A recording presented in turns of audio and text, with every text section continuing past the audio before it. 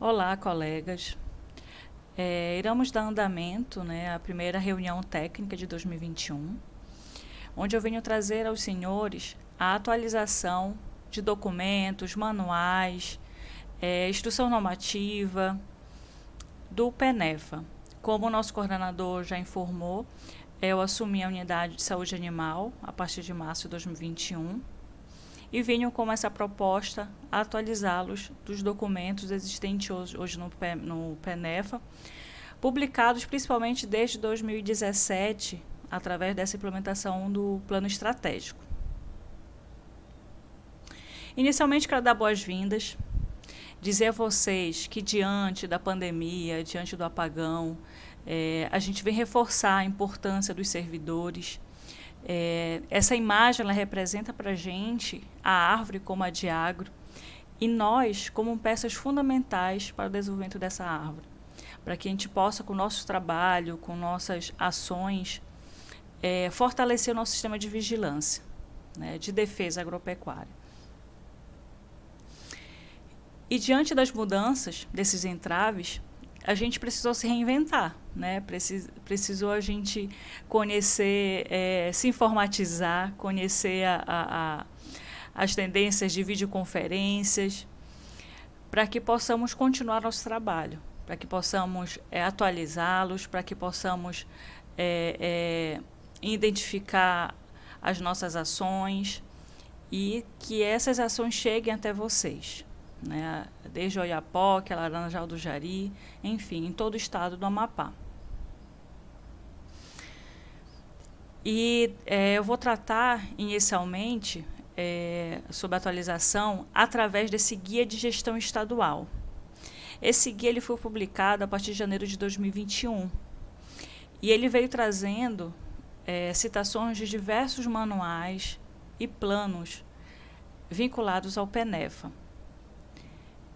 Dentre eles, nós vamos falar um pouco sobre a Instrução Normativa número 48, que ela foi publicada dia 14 de julho de 2020. Sobre o Sistema de Vigilância para a Febre Aftosa. Sobre a ficha técnica, especificamente de febre aftosa.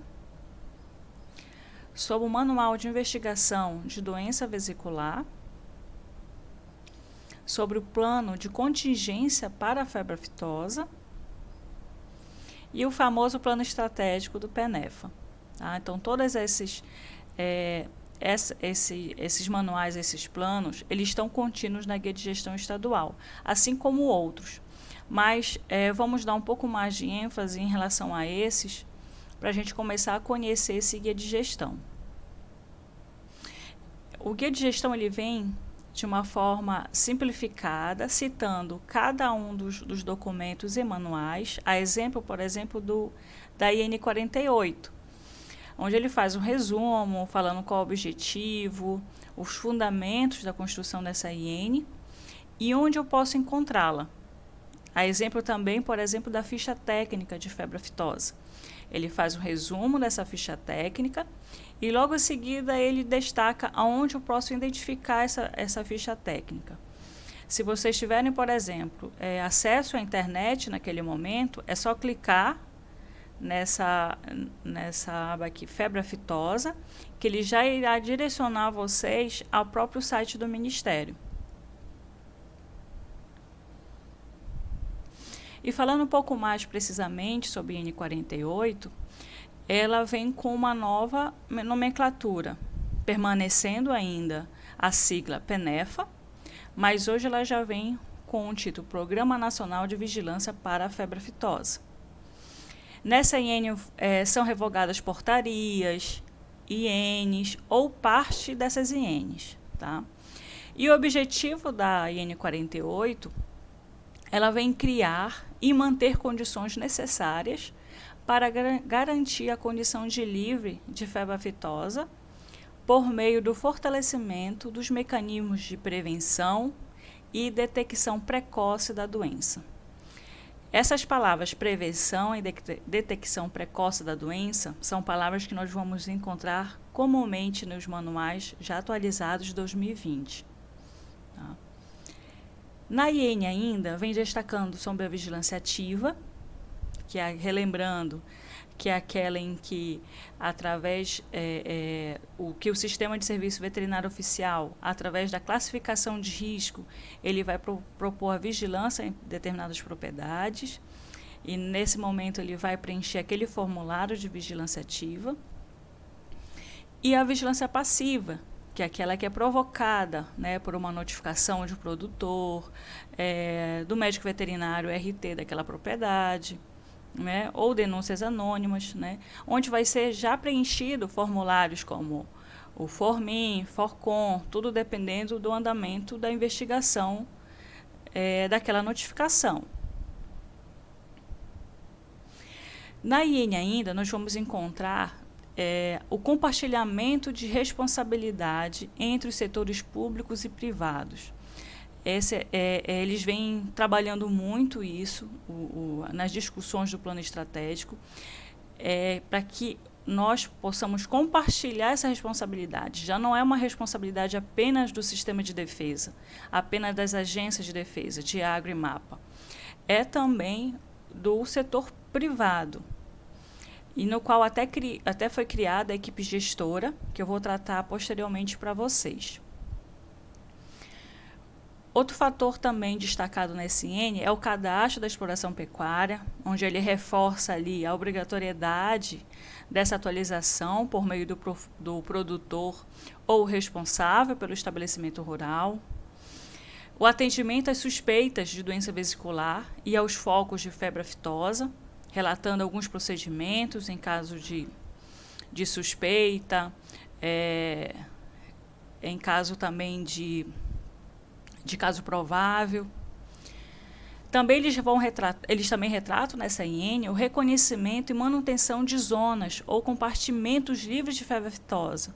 A exemplo hoje de Manaus, de Amazonas, que já tem um compartimento livre naquele estado. Vem também tratando sobre as vacinações contra a febre aftosa, o controle e fiscalização do trânsito nacional de animais, produtos e subprodutos, obtidos de animais suscetíveis à febre aftosa, já determinando as zonas livres com ou sem vacinação. Outro documento também descrito no guia de gestão estadual do PENEFA é a ficha técnica. Essa ficha técnica ela foi publicada no segundo semestre de 2020. Entretanto, ela já apresenta algumas informações ultrapassadas. Se a gente visualizar aqui na condição zoossanitária, ainda está livre com vacinação apenas o estado do Rio Grande do Sul, mas a gente já tem algumas atualizações de outras INs. Mas o importante é que essa ficha técnica ela vai ter informações sobre o agente etiológico, as espécies suscetíveis, patogenia, sinais clínicos. Eles destacam principais ações do atendimento.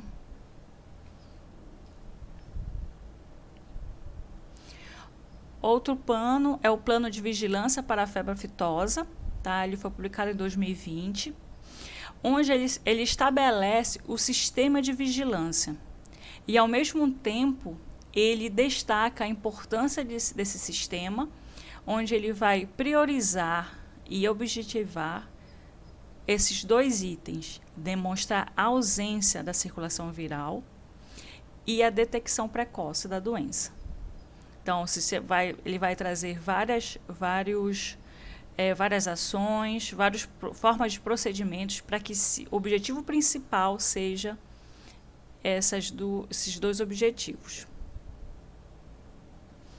E dentro desse plano de vigilância, ele vai destacar para vocês os 5 elementos do sistema de vigilância. A vigilância em estabelecimentos rurais, a vigilância em estabelecimentos de abate, os estudos soroepidemiológicos em zonas com vacinação, para que haja comprovação da ausência dessa circulação viral, vigilância nos eventos agropecuários e a vigilância a partir das notificações de suspeitas. Então, são 5 componentes em que, no plano estratégico, ele vem relatando cada um, para que a gente chegue naquele objetivo principal, que é demonstrar a ausência da circulação viral e a detecção precoce. Dentro desse plano de vigilância, vieram também as caracterizações de risco, onde houveram algumas mudanças, tá? E que devem ser conhecidas por todos, né? Onde continua vindo as 10, tá? Explicando cada uma delas. A primeira refere-se à proximidade a laboratórios de manipulação do vírus.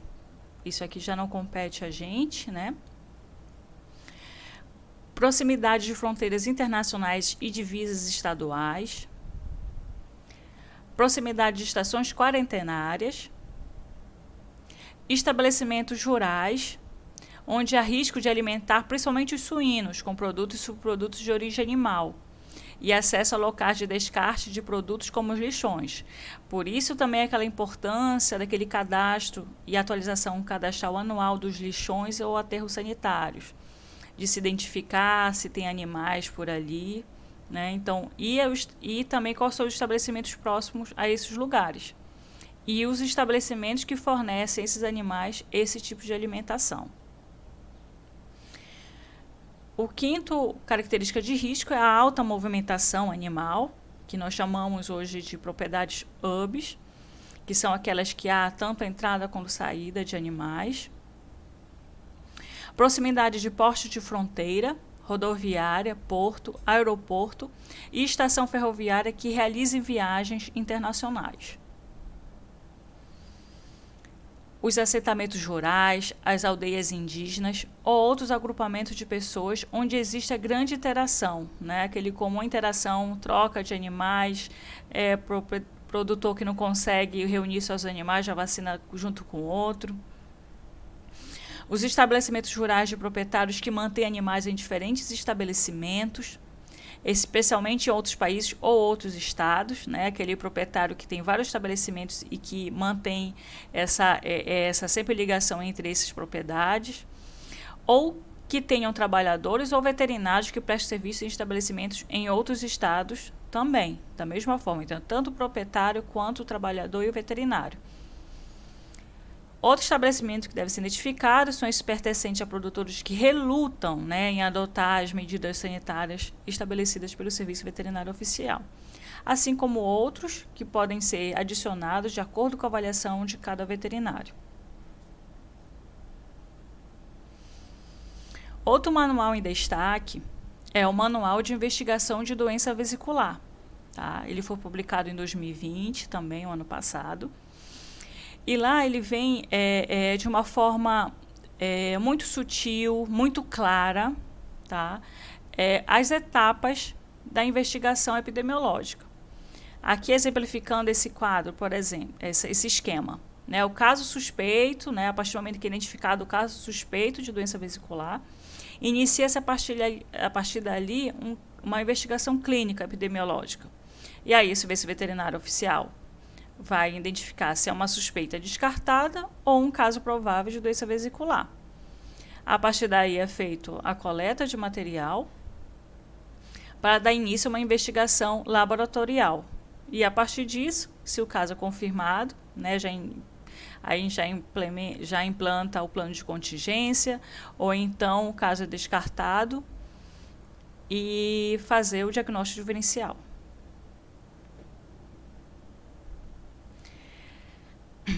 Dentro desse manual de investigação de doença vesicular, eles destacam a identificação desses casos de doenças vesiculares, prováveis de doenças vesiculares, não só provenientes dos estabelecimentos rurais, mas eles destacam a importância sobre a vigilância de estabelecimentos de abate de animais suscetíveis, os eventos pecuários, assim como durante o trânsito de animais.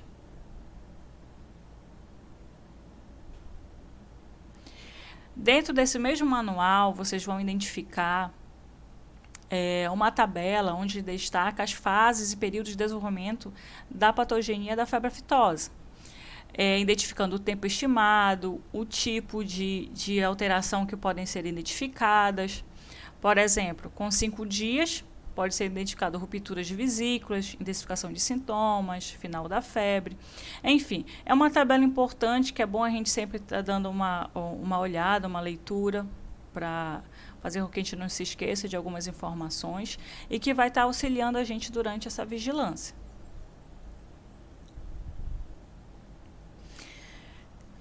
Outra tabela também importante é a lista de material para atendimento suspeita de doença vesicular. Né? Ele trouxe uma nova, não sei se vocês lembram, da tabela que a gente utilizava durante a supervisão, né, para a conferência dos kits de emergência. Então, eles estão trazendo uma nova tabela com algumas informações a mais, tá? Então, é importante vocês fazerem da mesma forma como era feita antes, a impressão dessa tabela, sempre atualizar essa lista, identificar sempre o que tem e o que não tem. Sempre estar reiterando a solicitação desses itens que estão em falta e ficar atento à questão da validade, né, dos itens da lista. Outro documento é o plano de contingência para a febre aftosa. Então, esse plano ele vem como principal objetivo nortearmos, né, sobre já após o caso confirmado, né, de febre aftosa, né, pela investigação laboratorial e também epidemiológica, né? Então, confirmada a febre aftosa, já se aciona o plano de contingência.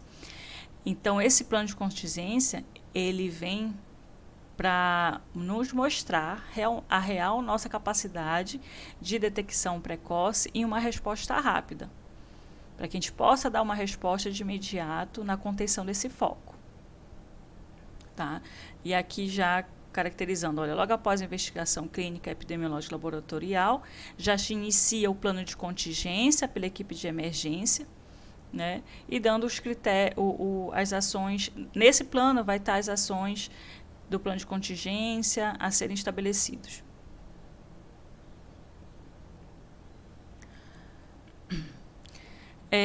Esse manual, esse informe da situação, na verdade não é um manual, é um informe de situação dos programas de erradicação de febre aftosa na América do Sul e Panamá. Ele não está sendo diretamente citado nesse guia, mas ele faz referência a essas informações que precisam ser prestadas ao Panaftosa, que é quem é responsável por esse informe situacional. E aqui eu quero despertá-los o quanto nós precisamos avançar no que cabe a nossas ações, a nossa competência. Porque para 2023, 2022, desculpe, o objetivo já é o nosso bloco já migrar para livre sem vacinação. Para que a partir de 2023 todo o Brasil já esteja livre sem vacinação. Então, diante do andamento das ações, a Panaftosa ele almeja essa grande resposta do Brasil já em 2023. Tá? Esse informe ele é de 2019, ele está no site do Panaftosa, mas também eu posso disponibilizar para vocês também. Há outros dados em relação a todos os estados do Brasil. Na verdade, todos os estados do Sul-América e do Panamá. No Panaftosa aí compõe 13 países.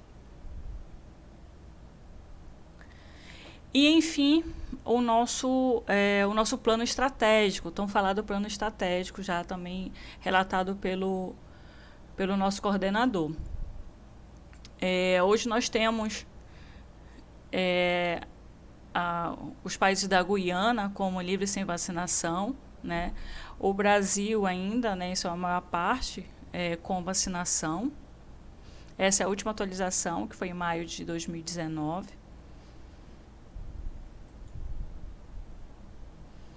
E o plano estratégico ele propõe a divisão do Brasil em blocos, né?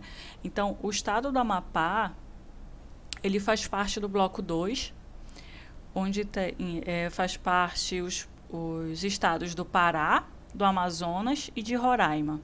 Do Amazonas, na verdade, é só uma parte, que esse compartimento aqui já faz parte do bloco 1, porque já é considerada como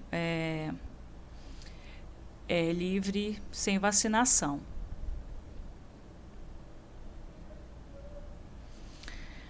E das ações do plano estratégico, não sei se vocês lembram lá na IN 48, que eu falei no início, que são o compartilhamento de responsabilidades, né, entre o setor público e o setor privado. E vem aí a CCGE, que é uma comissão de coordenação dos grupos dos estados, onde nessa reunião faz parte o bloco 2 de um integrante do setor público, que atualmente sou eu, e do setor privado, que é o pecuarista Iraçu Colares. Essas reuniões elas são realizadas de formas trimestrais, onde há discussão do andamento do plano estratégico nos estados. E cada estado fica responsável pela mediação dessas reuniões. Esse ano de 2021, o responsável é Roraima, e eu acredito que ano que vem já seja o estado do Amapá. Então, ali a gente discute o que tem sido feito, a gente propõe trocar ideias, experiências. Tá? Eu participei pela primeira vez em março e agora vai ter em junho.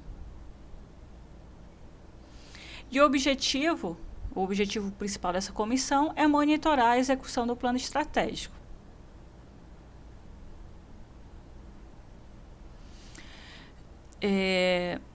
E dentro também do plano estratégico, quando a gente fala da questão do Estado, no estado do Amapá, para que se concretize aquele compartilhamento de responsabilidade, foi criada a equipe gestora pela portaria 109, em 2018, onde fazem parte 10 representantes, público e privado. Tá? A Diagro, a SDR,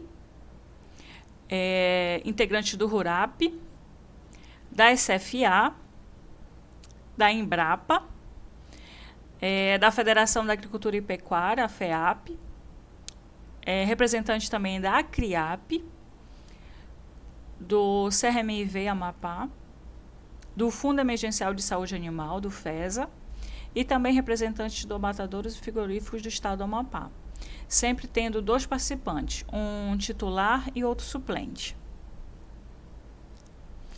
Essas reuniões, essa formação da equipe gestora, ela vem com o objetivo de promover o planejamento, monitorar a execução do plano estratégico e realizar a avaliação das operações previstas. Tá? É pegar o plano estratégico, ver o que está sendo feito e o que não está, de forma também a ajudar a fortalecer essas ações. Então, todas as decisões estão sendo e devem ser tomadas pela equipe gestora.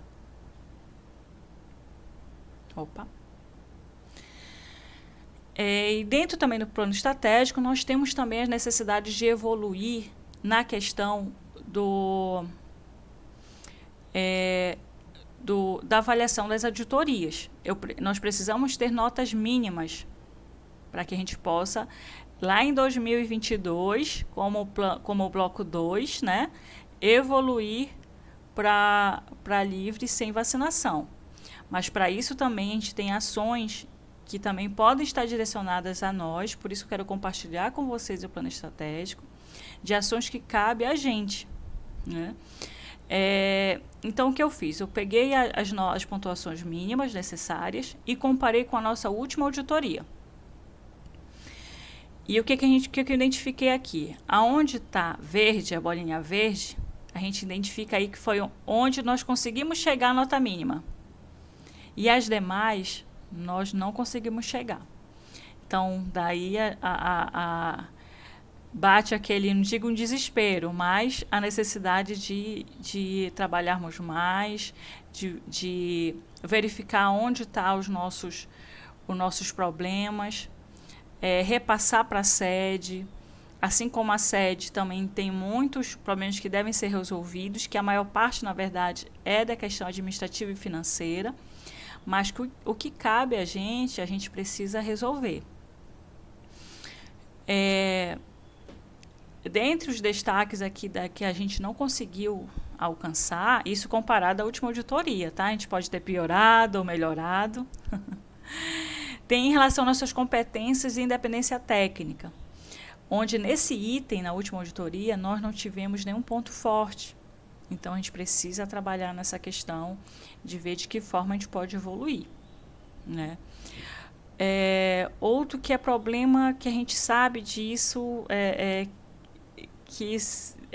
parece que às vezes vem a informação que vai dar certo, quando vê não vem o estabelecimento do nosso sistema, né? O sistema de informação.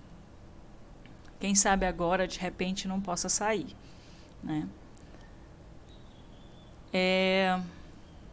Continuando ainda, o que está em verde, de novo, foi o que a gente conseguiu ter a nota mínima na última auditoria. Os demais não conseguimos adquirir a pontuação mínima, então é algo que a gente precisa ser trabalhado. Itens que a gente não conseguiu, que é muito importante para essa zona de transição sem vacinação, é o quê? Capacidade para atendimento de suspeita e atuação em emergências, e a capacidade para detecção precoce e notificação imediata de doenças, né? Nós não atingimos a nota mínima, que é 4, que é algo que tem sido trabalhado por esses manuais, e é algo que a gente precisa fazer alguma coisa para que a gente aumente a nossa pontuação em relação a isso.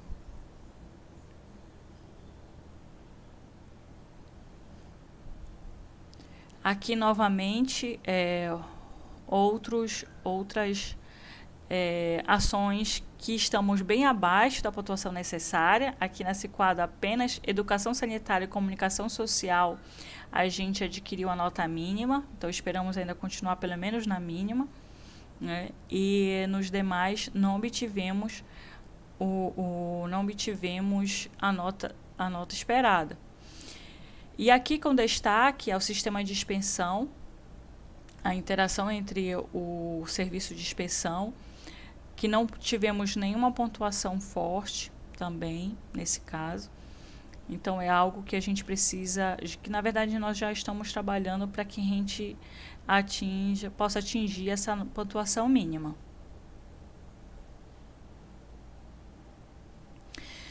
E o plano estratégico hoje, ele possui 42 ações estaduais, tá? E hoje estamos com 5 ações concluídas, 29 iniciadas e 8 ainda não iniciadas, tá? Então, estamos ainda trabalhando para que haja, para que a gente comece logo a iniciar e concluir essas ações.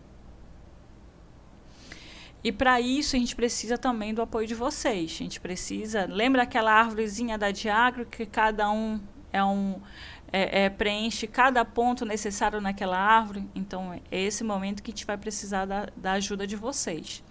De que forma? Ajudar a gente a divulgar os canais de comunicação. Nós vamos ter que trabalhar realmente na questão da educação sanitária, em redes sociais. Nós vamos ter o fórum, que já foi falado pelo nosso coordenador, e eu vou reforçar logo em seguida. Propagar os eventos online ao presencial, tá? Para que vocês possam estender aos pecuaristas, aos produtores nos seus municípios, quando a gente tiver essas ações. Vocês tentarem padronizar o escritório de vocês. Vamos tentar fortalecer a questão da supervisão interna para ajudá-los nessa parte. Sempre vocês possam enviar documentos dentro do prazo estabelecido, planejamentos, relatórios. Sei que podem ocorrer muitos entraves, mas justifiquem, compartilhem com a gente esses entraves identificados por vocês.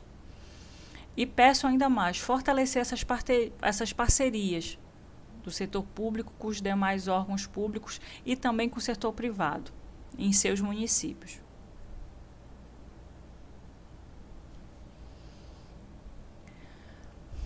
E o plano estratégico, quando a gente une as suas ações, ele vem com o mesmo intuito daquele manual de vigilância, né, o grande objetivo é o quê? É oferecer uma detecção precoce, uma capacidade de resposta rápida e para que nós possamos demonstrar a ausência dessa circulação viral. Esse é o objetivo do nosso sistema de vigilância em defesa agropecuária. Tá? Isso que vai ser avaliado no nosso órgão de defesa. E quando eu falo da questão de vocês serem parceiros na divulgação de ações, nós estamos com uma proposta do segundo fórum, que era para ter sido realizado em 2020, porque o fórum ele obrigatoriamente precisa ser realizado anualmente. Então, nós estamos aí com atraso da realização do fórum, mas já com uma proposta ainda para esse primeiro semestre, onde iremos discutir ainda com a equipe gestora. Então, está uma previsão para o dia 10 de junho. Tá? A inscrição provavelmente será feita pelo site da Diagro. O período desse fórum será durante a manhã, de 8 às 12. Teremos a participação no fórum, que irão participar na programação, servidores da Diagro, da SFA, pecuaristas, representantes do Legislativo e servidores de outros estados também, para trocar experiências, tirar dúvidas, fortalecer essa relação entre o setor pecuário, né, desde o público como do privado. E quando eu falo na questão de precisar da parceria de vocês para cumprimento de prazos, é muito importante, por exemplo, desse mapa, hoje trabalhado pelo mapa, onde nós temos o índice vacinal em propriedades da Diagro. O registro que ficou foi as informações que nós mandamos dentro do prazo oficial. Então, o índice vacinal em propriedades ficou em 80%. E índice vacinal de rebanho ficou em 95,92%. Mesmo assim, ficamos acima do Amazonas, né, mas abaixo do Pará e de Roraima, quando comparando ao participante desse bloco, que somos nós do bloco 2. Já para o índice vacinal de propriedades, a gente ficou bem abaixo comparado aos outros 3 estados. Né? Sei que aumentou essa porcentagem, só que até a data que tínhamos que enviar as informações, só obtivemos informações e chegamos apenas a essa porcentagem. Tá? Por isso a importância de se cumprir os prazos estabelecidos, tá, gente? E nesse guia de gestão estadual do PENEFA, existem outros documentos também que vocês podem verificar, como as orientações para a fiscalização no comércio de vacinas contra a febre aftosa e para o controle e avaliação das etapas de vacinação de 2019, foi publicado em 2019. Além disso, teremos a IN 52, que foi publicada dia 11 de agosto de 2020, onde ela reconhece como livre de febre aftosa, sem vacinação, os estados do Acre, do Paraná, Rio Grande do Sul, Rondônia e regiões do estado do Amazonas e de Mato Grosso. Foi aquela questão de compartilhamento de compartimentação de livre, né, de determinado estado. E temos ainda também um guia técnico de trabalho para a última etapa do Programa de Hemisfério de Erradicação de Febre Aftosa, que foi publicado em 2017. Esse guia ele é muito interessante, é bom vocês darem uma lida também, que ele justifica muito a questão de por que mudar para a vacinação. Que tipo de vantagens os produtores podem ter, os órgãos de defesa. Então, é muito interessante para a gente discutir com os produtores, de tentar sensibilizá-los para que eles cumpram a legislação, né, possam cumprir a legislação, vacinar os animais no período correto, na data estabelecida, para que a gente possa fazer essa transição. Tá? E, por fim, gente, eu quero agradecer a oportunidade de repassar para vocês essas informações, esses novos manuais. Acredito que alguns já receberam, ou sua maioria já receberam alguns manuais desses. Eu sei que às vezes a gente pode abrir o e-mail e acabar não lendo, mas eu tentei colocar aqui os nossos principais manuais muito importantes na questão da evolução do plano estratégico. Eu quero dizer a vocês que eu estou disponível para qualquer dúvida, como parceira mesmo para a gente chegar ao objetivo real e avançarmos como o Estado. Se vocês não conseguirem ter acesso devido à internet ruim nos municípios de vocês podem pegar comigo, tá? Eu tenho uma pasta separada de todos esses manuais e documentos e eu posso estar repassando para vocês, tá? Muito obrigada. Fiquem todos bem e com Deus.